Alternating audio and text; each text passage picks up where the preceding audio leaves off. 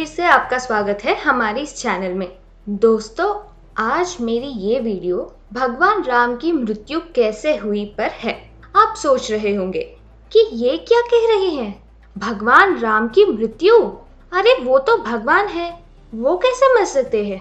भगवान तो अतल और अमर होते हैं, उनकी मृत्यु तो हो ही नहीं सकती। लेकिन दोस्तों, जो प्राणी इस पृथ्वी पर आया है उसकी मृत्यु तो आवश्यक है, यही विधि का विधान है। मगर दोस्तों, ये बात बिल्कुल सही है कि भगवान राम की भी मृत्यु हुई थी।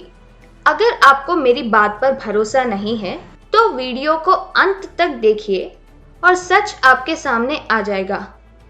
तो दोस्तों, शुरू करते हैं। तो क्या कारणवश भगवान राम की मृत्यु हुई?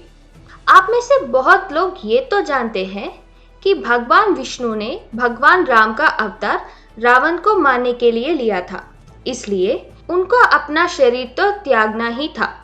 जबकि भगवान इस मृत्युलोक में 11,000 वर्ष रहे। लेकिन धरती पर हर प्राणी का अंत है, तो उनका भी एक दिन अंत होना ही था।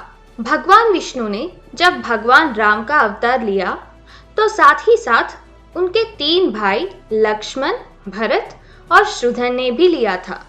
दोस्तों, हम सबको रामायण तो पता ही है कि कैसे भगवान राम को 14 वर्ष वनवास मिला, कैसे रावण ने सीता का हरण किया, कैसे राम ने रावण की लंका का विनाश किया और कैसे रावण का वध कर अयोध्या के राजा बने, कैसे एक धोबी की बात पर सीता जी को त्याग दिया और लव कुश को सीता जी ने जन्म देकर भगवान राम को सौंप करके खुद धरती में समा गई।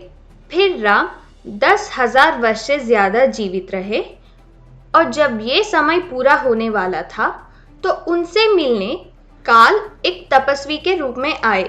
जब वो राम से मिले तो उन्होंने कहा कि मुझे आपसे कोई आवश्यक बात करनी है, तो अगर मेरी ये बात कोई सुन लेता है या हमारी वार्तालाप में विघ्न डाले तो आपको उसका वध करना पड़ेगा। तब भगवान राम ने लक्ष्मण को बाहर द्वार पर पहरा देने को कहा था, ताकि कोई अंदर ना आ सके। लक्ष्मण के जाते ही तपस्वी ने अपना बात प्रारंभ कर दी।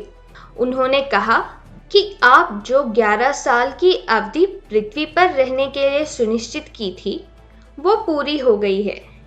क्या आप और बढ़ाना चाहते हैं या चलना चाहते हैं?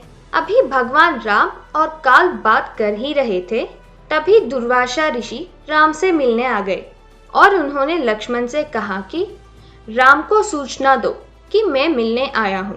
तब लक्ष्मण ने विनम्रता पूर्वक कहा कि अभी वो आपसे नहीं मिल सकते, आप थोड़ी प्रतीक्षा करें। ये बात सुन के दुर्वासा ऋषि क्रोधित होने लगे और कहा कि अगर तुमने राम को मेरी आने की सूचना अभी नहीं दी तो मैं श्राप दे दूंगा कि तुम तीनों भाइयों के साथ साथ ये राज्य भी विनाश हो जाए। तब लक्ष्मण ने सोचा कि सबका नाश होने से अच्छा है कि मेरे अकेले की मृत्यु ही हो जाए, और वो भगवान राम को ऋषि के आने की सूचना देने आ जाते हैं और भगवान राम तपस्वी को विदा करके ऋषि का स्वागत करते हैं। फिर राम सोचते हैं कि उन्होंने तो तपस्वी को वचन दे दिया था कि जो भी उनका वार्तालाप में विघ्न डाल देगा उसका वध कर देंगे। तब वो परेशान हो जाते हैं, क्योंकि उस वचन के अनुसार उनको लक्ष्मण का वध करना था, जो कि वो ये नहीं कर सकते थे। तो उन्होंने लक्ष्मण को देश निकाला और राज त्याग का आदेश दे दिया, क्योंकि उस समय देश निकाला भी मृत्यु के बराबर था। आदेश का पालन करते हुए लक्ष्मण ने अपना शरीर ही त्यागने का फैसला लिया और वो सरयू नदी पर जाकर अपनी सारी इंद्रियों को वश में करके अनंत शेषनाग के रूप धारण करके विष्णु लोक पहुंच गए। भगवान राम को अपने भाई की चले जाने का बहुत दुख हुआ और वो अपना सारा राजपथ अपने पुत्रों और भतीजों को सौंपकर सरयू नदी पर चले जाते हैं और साथ ही उनके दोनों भाई भी मृत्युलोक को छोड़ने का फैसला लेते हैं और सरयू नदी की नीची सतह में चले जाते हैं। तभी थोड़ी देर बाद भगवान विष्णु उस नदी से प्रकट होते हैं। इस प्रकार श्री राम ने अपना मनुष्य रूप को त्याग कर अपने वास्तविक रूप धारण कर लेते हैं। तो इस तरह हुई भगवान राम की मृत्यु और वो मृत्युलोक छोड़कर चले गए। तो दोस्तों, उम्मीद करते हैं आपको ये वीडियो पसंद आया होगा। हमें कमेंट में बताइएगा कि ये ज्ञान आपको कैसा लगा जिसे आप आज तक वंचित थे।